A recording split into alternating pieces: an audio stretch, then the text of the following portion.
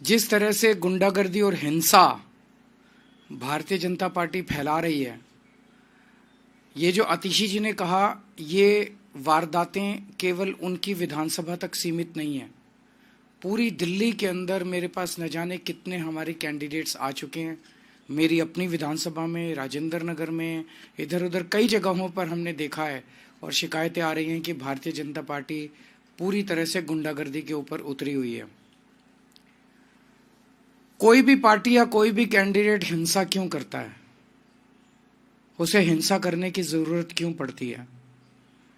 वो तभी हिंसा करता है जब वो देखता है कि बाकी अन्य अहिंसात्मक तरीके से, शांतिपूर्ण तरीके से उसका जीतना असंभव है।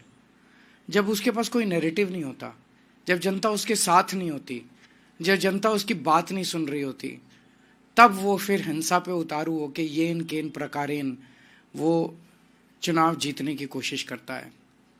आज दिल्ली में भारतीय जनता पार्टी की यही हालत है। पूरी दिल्ली में भारतीय जनता पार्टी अपनी ऐतिहासिक हार की तरफ धीरे धीरे, या मैं कहूँ तेजी से बढ़ती जा रही है। ये हार ऐसी होने वाली है भारतीय जनता पार्टी की, शायद भारतीय इतिहास के अंदर लिखा जाएगा कि एक पार्टी थी जो इतनी बुरी तरह से हारी। उसकी वजह से अब इसकी कमान अमित शाह जी ने संभाल ली है केंद्र में, और पूरी दिल्ली पुलिस को कानून व्यवस्था से विड्रॉ कर दिया गया है। और पूरी दिल्ली पुलिस को विड्रॉ करके उनको केवल और केवल भारतीय जनता पार्टी के चुनाव प्रचार में करने में, पूरी दिल्ली पुलिस अब भारतीय जनता पार्टी का चुनाव प्रचार कर रही है। और चुनाव प्रचार कैसे कर रही है? भारतीय जनता पार्टी के गुंडों को गुंडागर्दी करने में संरक्षण देते हैं या फैसिलिटेट करते हैं, पार्टिसिपेट भी करते हैं। पूरे खुलेआम गुंडागर्दी चल रही है, पैसे बांटे जा रहे हैं, सामान बांटे जा रहे हैं, साड़ियां बांटी जा रही हैं, और पुलिस वहीं खड़ी होती है। पुलिस बाकायदा लोगों को लाइन में खड़ा करा के प्रॉपरली उनको सामान दिलवाती है, प्रॉपरली पैसे दिलवाती है, चेक करती है। वोटर हो तो सामान लो, वोटर नहीं हो, वोट नहीं बना हुआ तो पुलिस बाकायदा चेक कर करके सामान बंटवा रही है। तो पुलिस के संरक्षण में पूरी दिल्ली से दिल्ली पुलिस को विड्रॉ कर लिया गया कानून व्यवस्था से। और इसलिए हम देख रहे हैं पिछले कुछ दिनों में किस तरह से पहले से ही चरमराई हुई थी दिल्ली की कानून व्यवस्था, अब तो पूरी तरह से ध्वस्त हो चुकी है दिल्ली की कानून व्यवस्था, क्योंकि दिल्ली के लोगों के संरक्षण देने के लिए, उनको सुरक्षा देने के लिए कोई पुलिस अवेलेबल नहीं है। सारी दिल्ली पुलिस केवल और केवल भारतीय जनता पार्टी को गुंडागर्दी को संरक्षण देने के लिए लगी हुई है। मेरी एक दो एसएचओ से बात हुई, उन एसएचओज ने मुझे जो बताया वो इतना खतरनाक है कि आप सुन के आपके रोंगटे खड़े हो जाएंगे।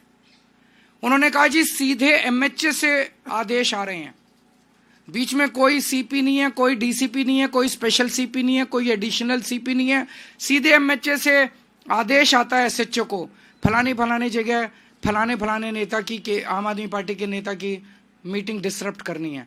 और पुलिस वहां पे बाकायदा अब लेके जाती है बीजेपी के गुंडों को, अपने संरक्षण में वहां पे गुंडागर्दी करवाती है। दिल्ली के अंदर अब केवल आम आदमी पार्टी नहीं, कोई पता चल जाए कि आम आदमी पार्टी का समर्थक है, आम आदमी पार्टी का वोटर है, उसको भी नहीं बख्शा जा रहा, उसको डराया जा रहा है। जैसे अभी इन्होंने कहा धमकाया जा रहा है, डराया जा रहा है। और पूरी दिल्ली के अंदर एक जबरदस्त डर का माहौल है कि खबरदार अगर आम आदमी पार्टी को वोट दिया तो। दिल्ली ने इस तरह की हिंसा कभी नहीं देखी थी। दिल्ली एक शांतिप्रिय स्टेट है, दिल्ली एक सभ्य लोगों का शहर है, दिल्ली पढ़े लिखे लोगों का शहर है। तो मैं ये पूछना चाहता हूं कि क्या दिल्ली ये सब बर्दाश्त करेगी? दिल्ली ये बर्दाश्त नहीं करेगी। मेरी अपनी 3 या 4 सभाओं को इन लोगों ने डिसरप्ट करने की कोशिश की, और बड़ी खूबसूरती देखिए कि वहां जो ऑडियंस में लोकल जनता आई हुई थी, महिलाओं ने खड़े होकर जो बीजेपी के कार्यकर्ताओं को खदेड़ा, वहां से उन्हें दुम दबा के भागना पड़ा। तो मैं दिल्ली की जनता को कहना चाहता हूं कि दिल्ली हम सब लोगों की है, इन गुंडों की नहीं है दिल्ली। हमें दिल्ली को बचाना पड़ेगा, आपको दिल्ली को बचाना पड़ेगा। अपनी दिल्ली के लिए, अपने बच्चों के भविष्य के लिए, दिल्ली के भविष्य के लिए आपको खड़े होना पड़ेगा। अगर कहीं ये डराने की कोशिश करें, एकजुट होकर इनका सामना करना पड़ेगा। हम देखते हैं, हम सब 2 करोड़ लोग देखते हैं कि कैसे ये बीजेपी वाले दिल्ली को बर्बाद करते हैं। हम नहीं होने देंगे दिल्ली को बर्बाद। और आप सोच के देखो, चुनाव के पहले अगर ये गुंडागर्दी इस तरह की कर रहे हैं खुदा ना खास्ता अगर ये जीत गए तो चुनाव के बाद ये दिल्ली का क्या हाल करेंगे, इसकी आप कल्पना भी नहीं कर सकते। हमें दिल्ली की संस्कृति को बचाना है और इस गुंडागर्दी को रोकना है। आप कुछ अगर कोई एक दो क्वेश्चंस हैं तो आप बताइए। वो बिल्कुल रोकने की कोशिश की जा रही है। मुझे ये डर है कि चुनाव वाले दिन वोटर्स को वोट डालने से रोका जाएगा। मुझे मतलब मैंने बताया, बीजेपी अपनी शायद 2015 की जो हार थी, 3 सीट आई थी, उससे भी ज्यादा बुरी हार इन लोगों की होने वाली है। इस बार बहुत बुरा हाल होने वाला है और जितनी गुंडागर्दी ये कर रहे हैं उतने वोट इनके कम हो रहे हैं, उतने वोट। जनता ये पसंद नहीं करती। जनता कहती है भाई आप अपना काम बताओ, काम इनके पास है नहीं गिनाने को। जनता कहती है आप अपना विजन बताओ, विजन ये कहते हैं मोहल्ला क्लिनिक बंद कर देंगे, दिल्ली के स्कूल बंद कर देंगे, दिल्ली के। जनता को ये सब, इनका एजेंडा पसंद नहीं आ रहा जनता को।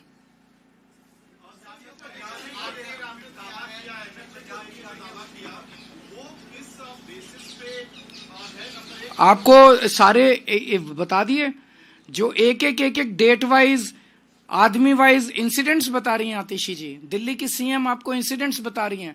उन्होंने लिखित में चुनाव आयोग को शिकायत की है। इनको सबको गिरफ्तार किया जाए। जिन जिन लोगों का नाम अभी आतिशी जी ने लिया, अगर चुनाव दिल्ली में निष्पक्ष होने हैं, कम से कम चुनाव तक इन लोगों को गिरफ्तार करके अंदर रखा जाए। अदरवाइज तो ये खुलेआम है कि पुलिस तो हमारी है। जब सैया भय कोतवाल तो डर काहेगा।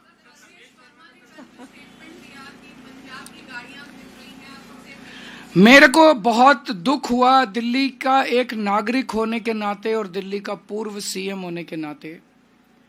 प्रवेश वर्मा जी ने जिस तरह से पंजाबियों के कंट्रीब्यूशन को प्रश्न चिन्ह लगाया। प्रवेश वर्मा जी ने कहा कि पंजाब की गाड़ियां घूम रही हैं, पता नहीं कौन लोग हैं उनमें, और 26 जनवरी गणतंत्र दिवस के लिए सुरक्षा के लिए ये खतरा है। तो क्या सारे पंजाबी आतंकवादी हैं? सारे पंजाबी देशद्रोही हैं? क्या सारे पंजाबी देश के लिए खतरा हैं? पंजाबियों ने दिल्ली को संवारा है।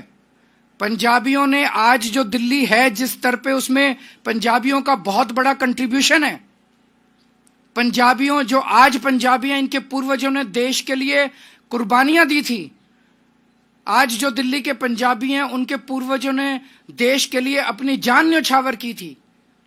1947 में जब पार्टीशन हुआ था, लाखों पाकिस्तान से रेफ्यूजी दिल्ली आए थे। उन्होंने न जाने कितनी यातनाएं और कितनी दुर्दशा झेली थी। आज ये छोटा सा लड़का दिल्ली के पंजाबियों को, पंजाब के पंजाबियों को चुनौती देने चला है। हम इसका सख्त विरोध करते हैं और हम कहते हैं कि अमित शाह जी को इसके लिए माफी मांगनी चाहिए पूरे देश से। अमित शाह जी को पंजाबियों से माफी मांगनी चाहिए। Thank you.